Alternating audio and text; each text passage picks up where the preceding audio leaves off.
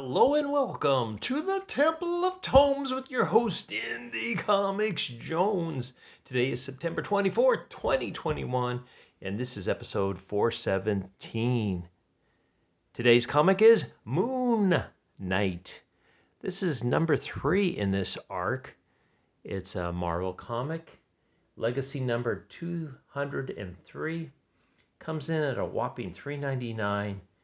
And it is a recommend. It's been a tough go these past few years with not finding a lot of DC and Marvel comics that I've really liked and really enjoyed. I am liking this. This is pretty good.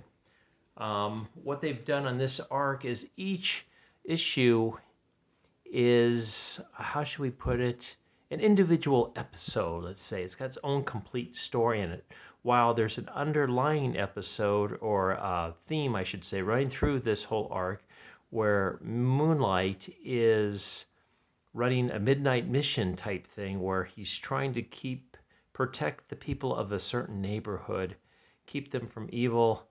He's doing the best he can. Sometimes there are some victims, but we'll get into that in a little bit.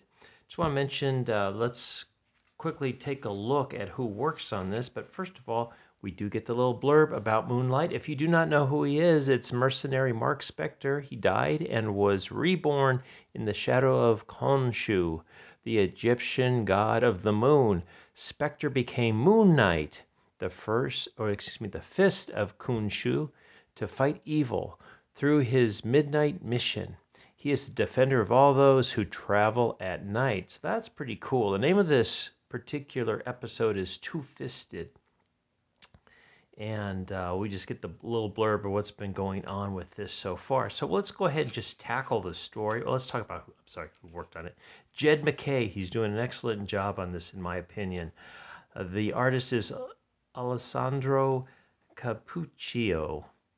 The color artist is Rachel Rosenberg, and lettering is being done by VC's Corey Pettit. Okay, and the cover artist is Steve McNiven and Frank R. Darmata. And let's take a quick look at that cover again, as we do see this is actually full moon, or excuse me, Hunter's moon. And you can tell the difference because he has a full moon instead of the crescent that Moon Knight has. He also has these armored bracers, I guess you would call them.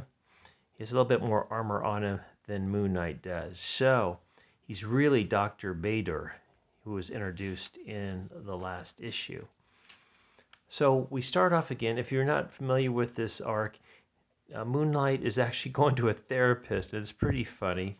And it's kind of speculation whether or not she is good or evil or not, but he just kind of is talking about things that he's going through now, how he's a changed man since he has been able to take down Khonshu and do pretty much good instead of just mangling people as he has in the past.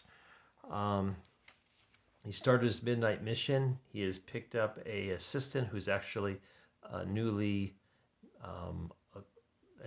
born vampire. So he lets her hang out at night. She likes being there because the hours are right, and she's feeding off blood bags. So she gets her blood donations, and that way she keeps from biting people. She's also there's 2 other of her friends that were bitten as well that Moonlight helped save because they really weren't inherently evil. They just were in the wrong place at the wrong time and got bit by a vampire that was trying to do a lot of bad things in his neighborhood, and you can't do that. So the story goes, Reese has said one of their friends has had a bunch of crescents thrown at him, and Moonlight just is trying to convince her that it wasn't him that did it. So he has to go out and patrol and look, and of course we get these nice scenes. I mean, the art in this is pretty nice. I enjoy it. And what's really cool is when he does get attacked by Hunter's moon, it's easy to tell them apart because you got the full moon there, you got the crescent moon. Also, Hunter's moon has the gold. Some of these times when they're fighting, it's hard. Some comics, it's hard to tell who's who. This one is pretty easy and pretty exciting. So one of the things that comes out of this fight is that Hunter's Moon is trying to take back, get Moon Knight back in the fold of Khonshu, become a fist of Khonshu again. And Hunter's Moon claims that he is the other fist of Khonshu. So they're throwing their crescent moons at each other, just using every kind of whim. One of the things that is brought out by Hunter's Moon is he says, Moon Knight, you fight like an animal. And he says, that's because I was a killer before I was transformed into this. I was a special mercenary. You were a doctor, so that's why you have more finesse in this than I do. I am just out there for the blood. So we get a really nice fight in here, and it lasts many pages. They talk back and forth, discussing things. The fight ebbs and flows to one person getting the advantage of the other, and finally at the end we see that Moon Knight gets the upper hand on him, and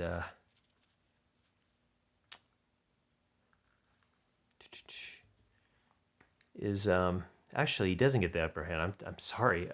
Hunter's Moon gets the upper hand and stalks off to take care of Moon Knight's associates in here. We got the three vampires, and then also the soldier from the last issue who was kind of like hypnotized by one of what was thought to be Dr. Badr's patients, but turns out it's not. So there's another evil element in here. So we've got Hunter's Moon busting through the office of Moon Knight. The four try to fend off for themselves. He's out there to take them all down because he believes they're evil because they've done some evil things, but really the vampires haven't, and the soldier was acting under the oppression of one of the bad guys. He had hypnotized the whole building into killing the old people in the neighborhood. So Moon Knight shows up just in time, gets the upper hand on Hunter's Moon, and the fight continues a little bit with Crescent Moon taking down Hunter's Moon at the end here. So that's how it ends, basically. He's just saying, he's realizing that Hunter Moons might not be really the enemy, but there's someone else that is doing some evil things in the city. So that's where we're keeping it for there. So we're looking for the next exciting episode, and we can take a quick look. Here is the cover, and it just looks wild. I mean, I can't wait to see what this is all about. Looks like we have some kind of like she-wolf or something. I'm not quite sure. And looks like probably shredded Moon Knight up pretty well. And Steve McNiven's doing the cover of this one as well. So it looks really great. I'm looking forward. This is a recommend, by the way. Let's take a quick look to see what else Marvel is offering. Okay, so we've got an ad for Shang-Chi, which is out now. I think it's doing okay. We have a Stormbreakers for Patrick Gleason. If you like his art, it's in here. Then we have Phoenix, #1, Phoenix Song, Echo. With an X-Men hot on her trail, Echo digs into her roots to harness her new cosmic powers, echoing out of the pages of Avengers and Marvel's voices, indigenous voices. Rebecca Ronhorse is the writer on that one. That's coming out next month, so not too far away. And then we have Darkhold, the Darkhold Iron Man #1, and the Darkhold Blade #1. I guess this is a mini series or mini event, October 2021. Iron Man and Blade have read from the Darkhold. Read from the Darkhold, okay. And the corruption has taken hold of them already. So I guess they read some kind of text that makes them evil. Okay, so we've got Ryan North on this, and our favorite writer, Daniel Kibblesmith, doing the Blade #1. So you know that's going to be a juicy one. Venom #1. So Venom's being relaunched. Obviously, prepare for a double dose of Venom. Dylan Brock, Eddie Brock. Al Ewing's writing this with Ram V and Brian Hitchcock. Hitch is doing, I believe, the art. Twice the symbiotes, twice the writers, and one superstar artist.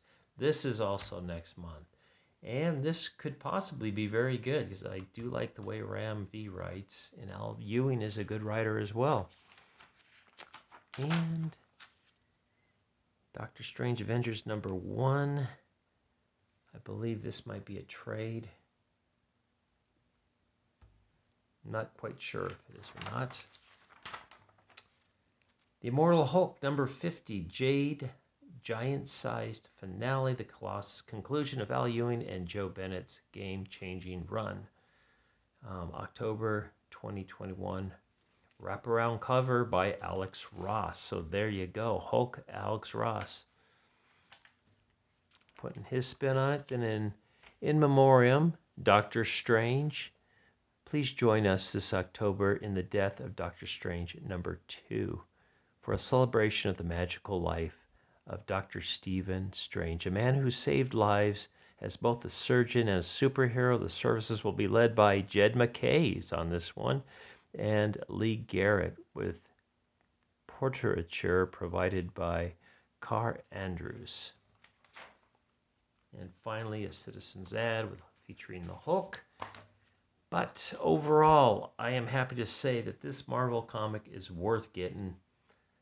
It gets the Indie Comics Jones good excavating seal of approval given out only by Indie Comics Jones on this particular channel, except no substitutions. So thanks for stopping by and watching this review of Moon Knight #3.